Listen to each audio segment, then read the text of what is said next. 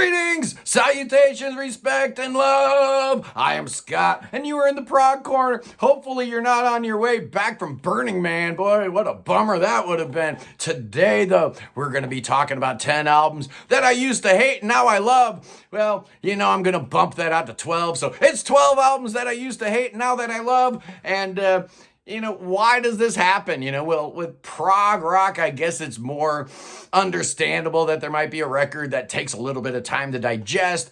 Prog rock is complicated, multi-part suites and all that stuff. So it does take your brain a little bit of time to figure out what's going on versus, say, a 3-minute pop song on the radio. But a lot of different things can play into not liking a record at first, bands going some new directions, trying some new sounds, and that can take a fan a little while to get used to. Got a couple albums that fit that category. Then you got some other albums where, artists were making some really bizarre choices, some really strange choices in some cases, and that just throws you off a little bit, takes you a little while to get in, the mood of what they're trying to do. And then there's another category, just bands or subgenres that you're just not familiar with, taking a little while to get used to maybe somebody's voice or the way a particular band structures their songs or the way they produce their music, whatever. So it can take a little bit of time to get used to what you're hearing. But here we go. These are 12 albums that I really didn't like at all, but now I absolutely love, and we're starting in Long Island with Cathedral Stained Glass Stories. This album came out in 1978. Band led by Tom Doncourt, R.I.P. He left us a couple years ago, and it just disappeared. Nobody ever heard it back in the 70s, but come around like 1991, the great Greg Walker over at Symphonic rediscovers this thing, re-releases it on CD and a brand new sleeve on vinyl. Not as good as the first one, but the original sleeve is awesome.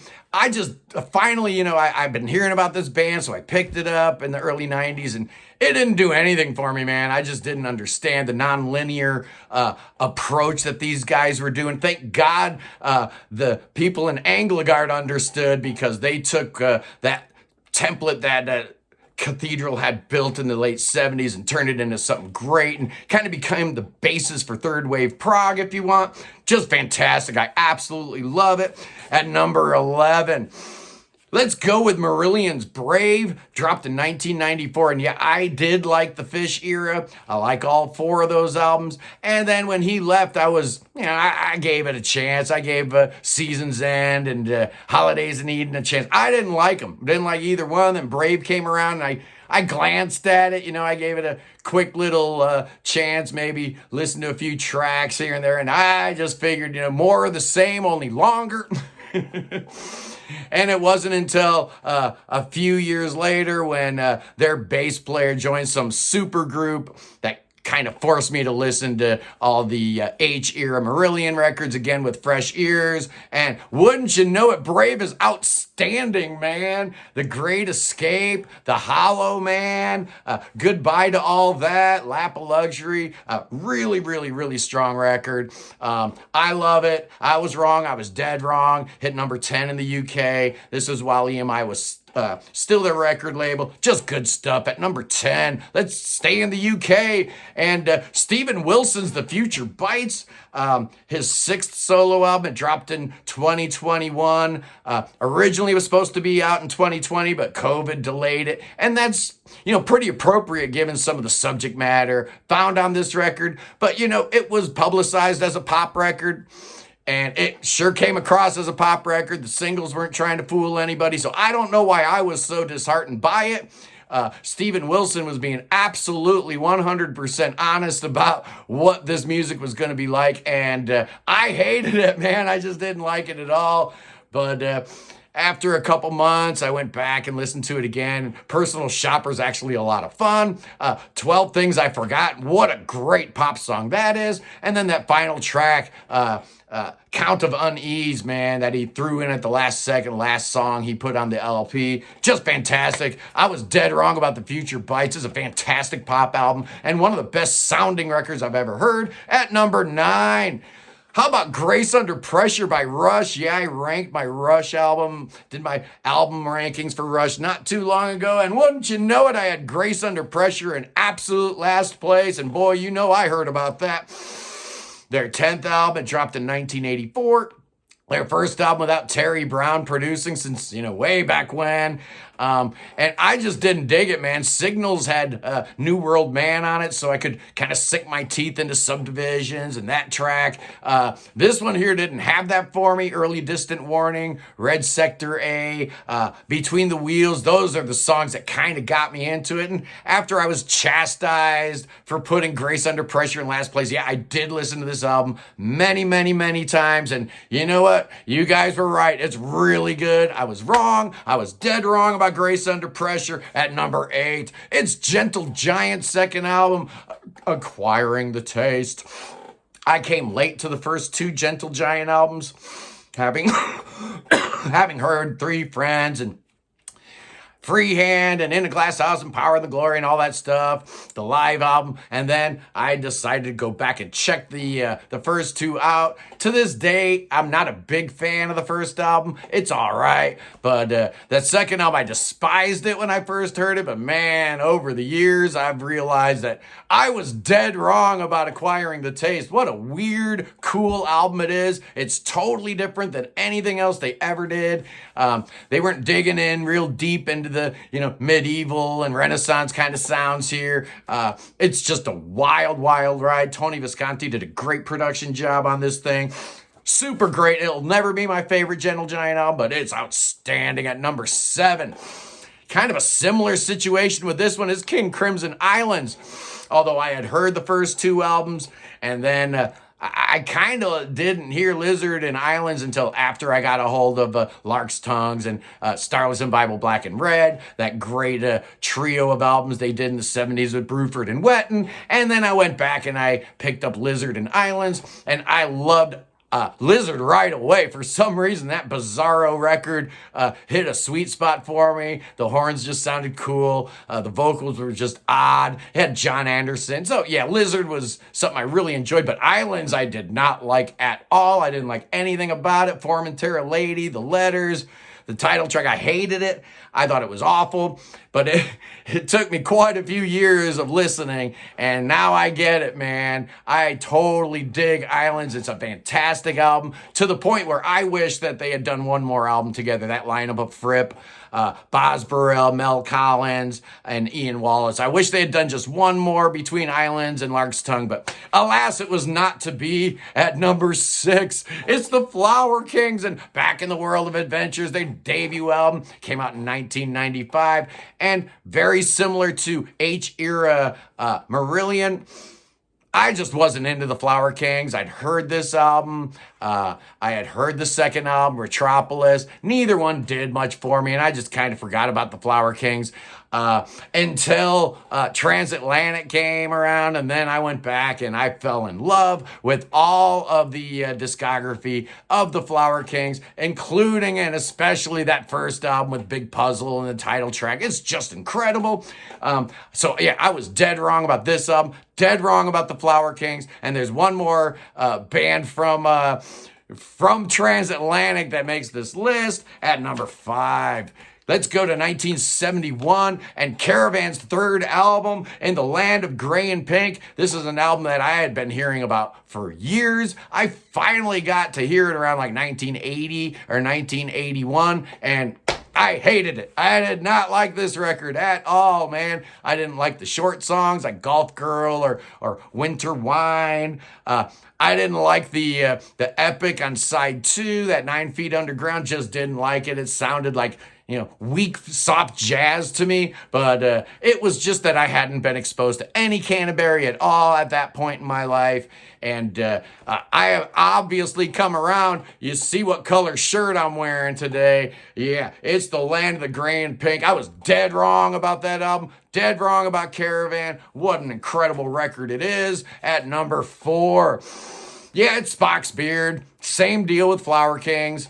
Yeah, I'm going to be talking about the 1995 debut album, The Light, but it really could have been any of them because once I heard Transatlantic, I decided I'd go back and listen to Dream Theater, Marillion, Spock's Beard, and the Flower Kings again. And I realized that I was missing a whole bunch of great music, not least of which was that debut album from Spock's Beard, The Light. This was the only one without Ryo Okamoto, so they were a four-piece at this point. But honestly, those first six Spock's Beard albums with Neil Morris, just incredible. And I really didn't care for any of them until I fell in love with Transatlantic. And then you know the rest of the story. At number 3... it's Genesis Duke from 1980. Oh boy, when this thing came out, I was so upset. And then there were three kind of held the line for me a little bit. It had some flavors of Wind and Wuthering still there. You could tell that the phantom limb syndrome was still going on, just like on Trick of the Tail, where Phil Collins sings a whole lot like Peter Gabriel on that album. This one here, the first one without Hackett. Yeah, Hackett's not there, but his spirit is still there. You can certainly hear it in Mike Rutherford's guitar playing at this point. He hadn't really found his own guitar playing style, so he's just aping Hackett the way Collins was aping Gabriel a couple albums earlier. But Duke hit, and I didn't like it.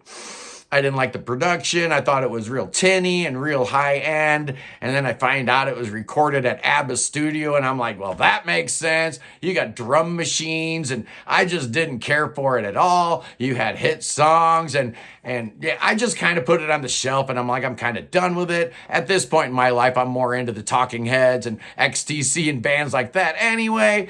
But then a couple years later, I went back and realized, man, that Duke suite is as good as anything they ever did. Why didn't I pick up on that, man? Probably because they made the decision not to do the suite all, together. They decided to, kind of spread it out across the album's runtime, which being 1980 was probably the right decision to make. But as a prog head, I certainly would have, I would have appreciated and I would have preferred the suite to just be one thing. And it is just incredible, man. It's as good as anything Genesis ever did. I was wrong. I was dead wrong. The Duke suite is just pure genius at number 2. It's Jethro Tull in a passion play. I became such a huge fan of Jethro Tull after Thick as a Brick dropped. And, then I come to a passion play and I just had no love for it at all. It just was a weird sounding record. There's no flute anywhere. It's like Ian's playing the soprano sax. And then you get this weird thing that cuts across the end of side 1, the beginning of side 2, this spectacle that lost his hair, this little poem that Jeffrey Hammond is reciting in this horrible over-the-top British accent. I hated it, man. I don't think I played it again for like a year or two.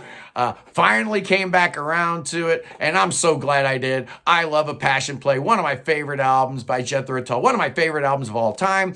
And honestly, I love the hair who lost his spectacles. I think it's cute. I think it's charming. I think it's adorable. And I love how it turns around, gets you right back in with the heartbeat. And off you go with side B of A Passion Play. Dynamite. Once again, I was wrong. I was dead wrong about A Passion Play. And here we go, number 1. Well, I think every single person within the sound of my voice that's ever watched any one of my videos probably knows what's in the number 1 slot. Yes, boys and girls, you are not going to be disappointed today. It's Tales from Topographic Oceans. Yeah, I almost did Tormato here. I almost did 90125 here because those are both records that I really didn't care for. Drama I liked pretty much right away, but Tormato and 90125 were like, now just get that away from me. 2 albums that I learned to love later on. But Tales from Topographic Oceans, man. Yeah, I did like side 1 right away. So I'm cheating a little bit here. I didn't hate the whole thing. But the turnaround from hating 75% of this album to it becoming my favorite album of all time is a pretty big turnaround. After about 2 or 3 weeks, I realized that side 2 was really, really good. But man, the remembering and the ancient took me forever. I'm talking 2 or 3 years probably of force feeding myself tales over and over and over because Yes was my favorite band. And I knew there was greatness here, but I just had to kind of wring it out, get some blood from a stone, and I am so glad I stuck to it. And that's the moral of the moral of the story on a lot of these is sometimes you just got to stick with it, Your stick-to-itness has probably got a lot to do with whether or not you'll ever have that change of heart. Sunday, we did our first Sunday prog stream, and I just want to thank everybody for showing up. We're going to do it again every Sunday, 1 o'clock Eastern Standard Time. Last week was great. We were going up against the Daily Doug, though. He had a live stream at the exact same time as me. This is a guy with 315,000 subscribers, and he's got like 2.5 thousand views on his live stream he did Sunday. Well, I've got 5,600 subscribers and we've got over 800 views. So he's got 55 times the subscriber base that I do. Yet he only generated 3 times the views. So you talk about punching way above your weight class. That's the Prog Corner, baby. That's what we do here. Yes, indeed. Hey, it is my birthday Thursday. So, wish your boy a happy birthday. And again, there is merch up on the homepage. Just go to the tab that says store. Right now, there's sweatshirts, t-shirts, and a coffee mug. But I'm going to be adding to the product list. How can we not do a beanie, right? I mean, that just wouldn't make any sense.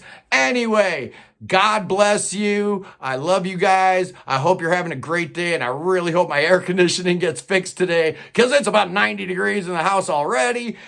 So that's just not going to cut it. That's not going to work for me at all. Anyway, peace in the Middle East. Yes, free Tibet, and God save the king, save that king, save the king, save that king, save King Charles III, save that king. We'll see you guys tomorrow. Peace.